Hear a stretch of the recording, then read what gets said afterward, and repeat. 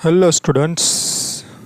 अगले लेक्चर में हमने देखा था टर्मिनोलॉजी में Capitals, drawing, assets and liability. तो अब नेक्स्ट टॉपिक देखते हैं, डेटर्स। डेटर्स मतलब क्या होता है? सिंपल वर्ड्स में बताओ तो डेटर्स मतलब जिसके पास से हमें पैसे लेने हैं उसको हम डेटर्स बोलते हैं, पर डेफिनेशन थोड़ी अलग है। डेफिनेशन के हिसाब से when a businessman sells a goods on credit to his own customer, मतलब बिजनेसमैन अपने कस्टमर को क्रेडिट पर सेल्स करेगा। क्रेडिट पर सेल्स मतलब वो सेल्स करेगा, गुड्स देगा, उसके सामने पैसा लेगा नहीं। पैसा क्यों नहीं लेगा? अपनी क्रेडिट के हिसाब से वो पैसा नहीं लेगा और उसको बोलेगा कि थोड़े दिन के बाद आप पैसा दे देना। दोस्त कस्टमर आर गोल्ड डेटर्स, जिसके पास से हमें पैसे लेने हैं उसको हम क्या बोलते हैं? डेटर्स। सिंपल मीनिंग ऐसा याद रखो, मतलब जिसको आप क्रेडिट सेल्स करो उसके पास से हमें क्या करने हैं? पैसे लेने हैं। कब? फ्यूचर में। तो उसको क्या बोलेंगे हम? Debtors. Customer become debtors, customer को हम क्या बोल सकते हैं? Debtors of debt amount for which goods is sold on credit, जो अमाउंट हमने उसको गुड्स सोल्ड किया है उसके पास से लेनी है। Debtors are treated as a current asset, debtors को हम क्या बोल सकते हैं? करंट असेट, क्योंकि वो कैश में कन्वर्ट हो जाती है एक ईयर में, 1 ईयर के अंदर वो कैश में कन्वर्ट हो जाती है, इसलिए। For example, goods worth ₹5,000 were sold on credit to Ramesh, so here Ramesh is consider as a debtors, मतलब हमें रमेश को डेटर्स मानना है। और एक बात याद रखना, क्रेडिट सेल्स आए तो कोई भी पर्सन का नाम आएगा ही आएगा। डेटर्स की ऑलवेज डेबिट बैलेंस होती है, ये भी याद रख देना है। डेटर्स की ऑलवेज कौन सी बैलेंस होती है? डेबिट। उसका अपोजिट क्रेडिटर्स। डेटर्स में क्या याद रखना है? Credit sales. तो क्रेडिटर्स में क्या याद रखना है? Credit purchase. A person from home goods are purchase on credit, debt particular person become creditors of business. उसमें क्या था? डेटर्स में किसी के पास से पैसा लेना था। इसमें क्या है? किसी को पैसा पे करना है, तो इसको क्या बोलते हैं? सिंपल मीनिंग में creditors. A person from home goods are purchase on credit, हम पर्सन के पास से गुड्स क्रेडिट में परचेस करेंगे तो हमें उसको पैसा क्या करना पड़ेगा? पे करना पड़ेगा। तो जिसको पैसा पे करना होता है वो हमारा क्या हो जाता है? क्रेडिटर्स। और ट्रेडर्स बिकम क्रेडिटर्स, इसमें ट्रेडर्स को क्रेडिटर्स बोलते हैं। Business for amount which goods are purchase on credit, उसके पास से हमने गुड्स परचेस किया है। Creditors are treated as a current liability. Asset की ऑलवेज डेबिट बैलेंस होती है, तो लायबिलिटी की ऑलवेज क्रेडिट बैलेंस होती है।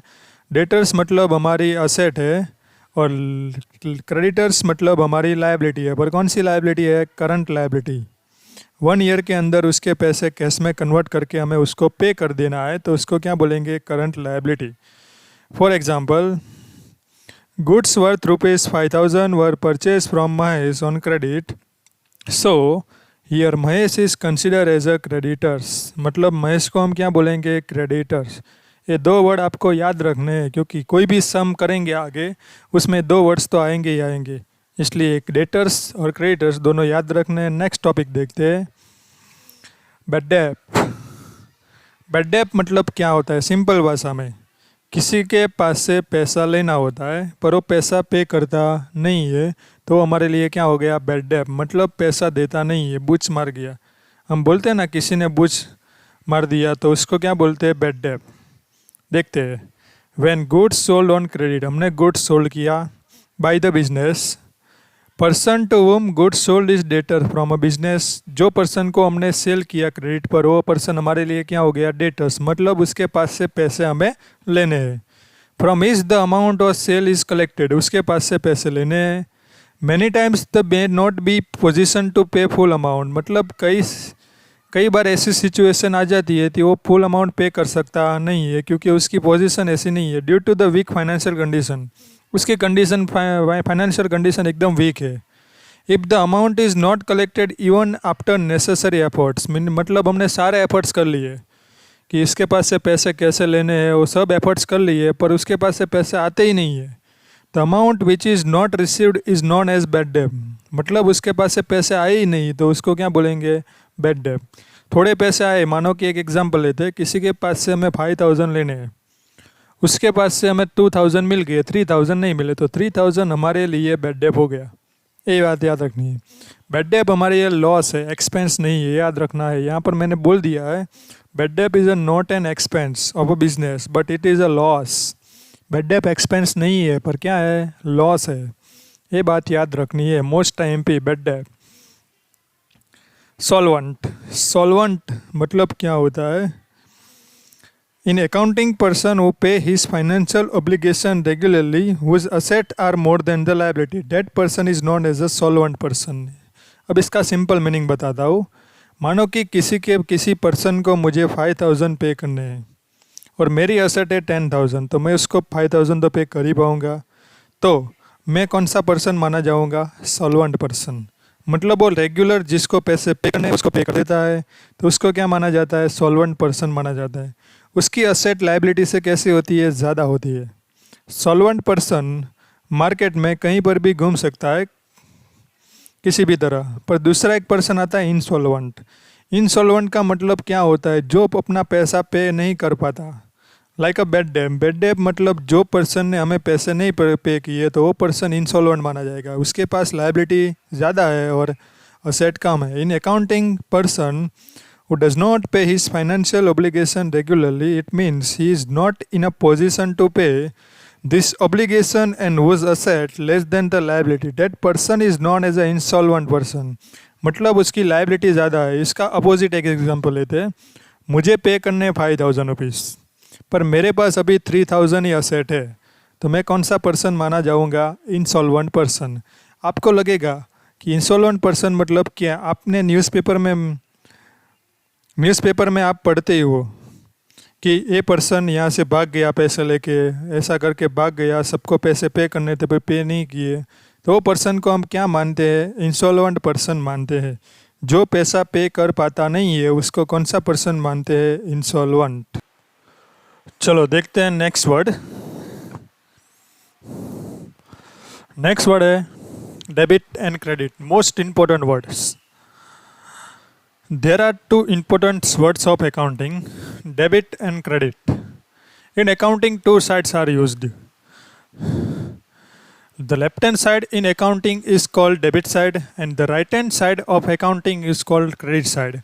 हमारा जो नोटबुक का पेज होता है उसको आपको फोल्ड कर देना है। उसमें जो फोल्ड करने के बाद जो लेफ्ट हैंड साइड होती है उसको क्या बोलेंगे? डेबिट साइड, और जो राइट हैंड साइड होती है उसको क्या बोलेंगे? Credit side.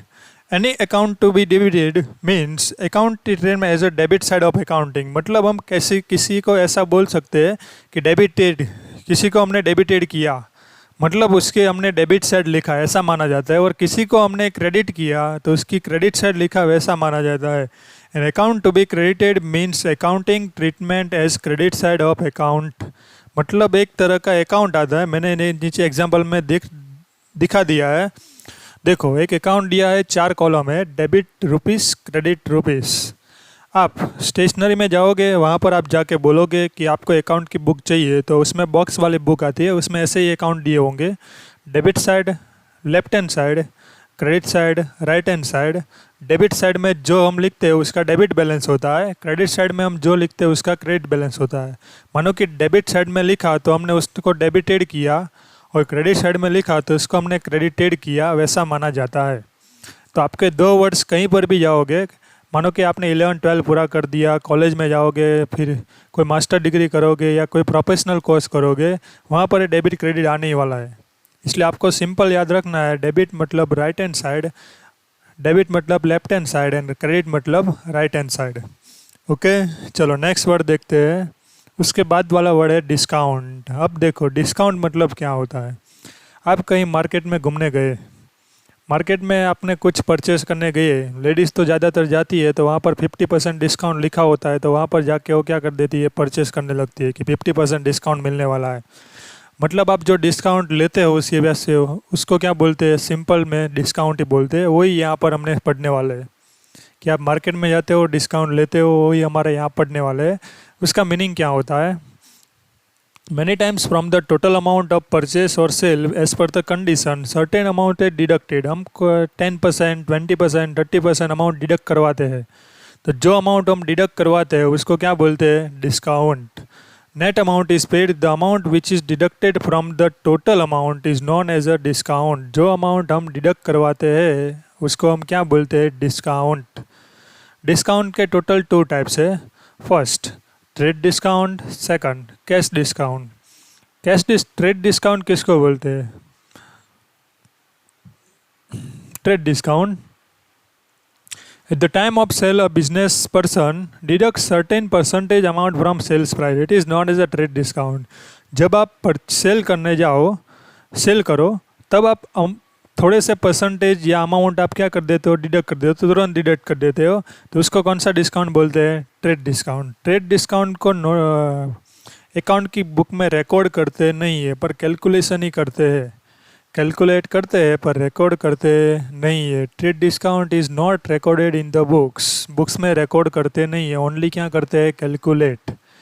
ओके, ये बात याद रखनी है, क्योंकि आगे सम करेंगे उसमें काम आएगा कि ट्रेड डिस्काउंट हम कैलकुलेट ही करने वाले, उसको रिकॉर्ड करने वाले नहीं है। उसके बाद कैश डिस्काउंट। कैश डिस्काउंट किसको बोलते हैं? कभी कभार to attract the customer with the purpose of receive quick collection of credit sales. मतलब आपको क्रेडिट सेल किया हो उसका कलेक्शन करने के लिए या कस्टमर को अट्रैक्ट करने के लिए आप जो ज़्यादा डिस्काउंट देते हैं, amount which is deducted from receivable amount, मतलब जितना पैसा लेना है उसमें से आप थोड़ा सा डिस्काउंट दे देते हैं, तो उसको कौन सा डिस्काउंट बोलते हैं? Cash discount. मानो कि मुझे किसी के पास से 5000 रुपीज़ लेने हैं, वो पर्सन मुझे दे नहीं रहा है, तो मैं इसको अट्रैक्ट करने के लिए मैं क्या करूँगा? उसको बोलूँगा तो 500 कम पे करना, मुझे 4500 दे दे, तो इसको कौन सा डिस्काउंट बोलते हैं? Cash discount.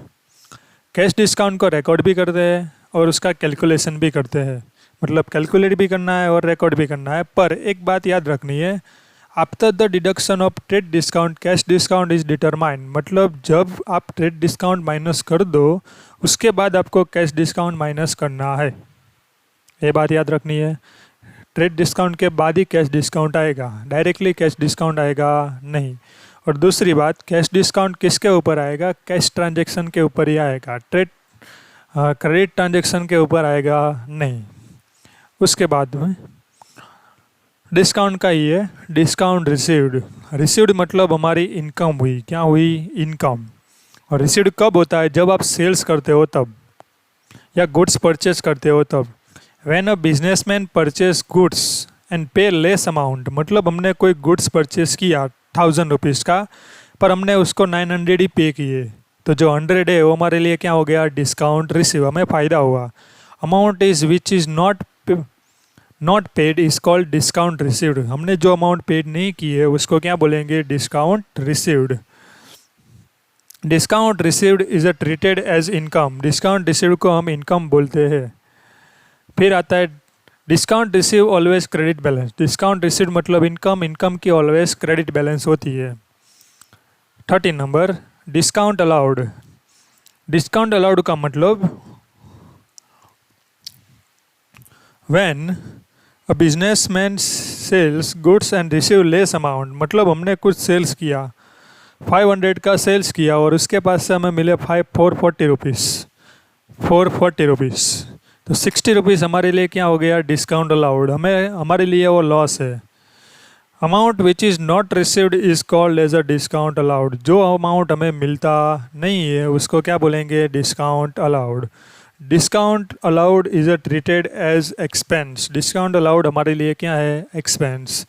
Discount allowed always debit balance. Discount allowed की ऑलवेज कौन सी बैलेंस होती है? डेबिट। तो ये बात याद रखनी है। हमें आज के कौन से वर्ड देखे? सबसे पहला डेटर्स, फिर क्रेडिटर्स, फिर बैड डेट, फिर solvent, insolvent, discount, discount received, discount allowed. Discount में 2 टाइप्स है, trade discount and cash discount. Okay, तो उसके बाद वाले वर्ड हम नेक्स्ट लेक्चर में देखेंगे, नेक्स्ट वीडियो में देखेंगे।